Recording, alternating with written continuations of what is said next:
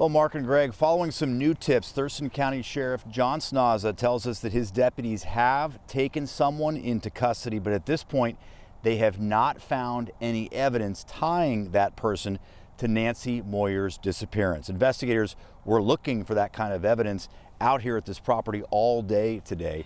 Late this afternoon, Sky King spotted detectives all over the property as they appeared to be digging in the backyard looking for clues.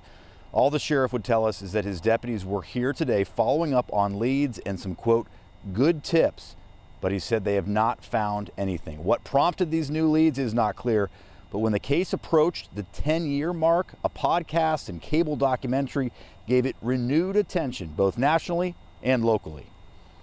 Prior to that, I just saw the posters of her missing and thinking, oh, how tragic, how terrible. I hope they find her alive or whatever. And then fast forward to today, we're like, oh my God, how could this be happening?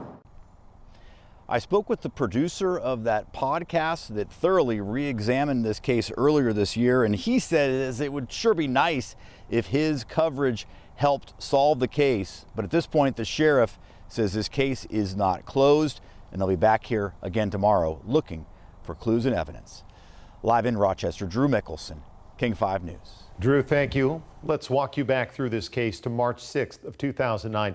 Moyer worked as an accountant at the Department of Ecology. She left for home that Friday night, and nobody has seen her since.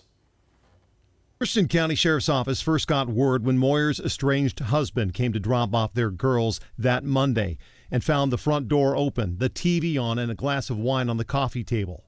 Deputies say her car was in the driveway, the keys, her purse, and wallet all inside the house. Her husband, Bill, was given a polygraph and passed. He was ruled out as a suspect. Exhaustive searches turned up nothing. Then in August of 2010, a possible break in the case. A woman was attacked at the nearby Chehalis Western Trail. Police arrested a door-to-door steak salesman driving around with her body in the passenger seat. In 2013, a retired police detective turned PI volunteered to pick up the case with his team, interviewing everyone close to Moyer. And in 2017, Dateline featured the case in a cold case spotlight article, walking readers through all the details of the case, which leads us to now, more than 10 years after she vanished. And again, more details hopefully to come from the sheriff's office on that search of the backyard near Tenino.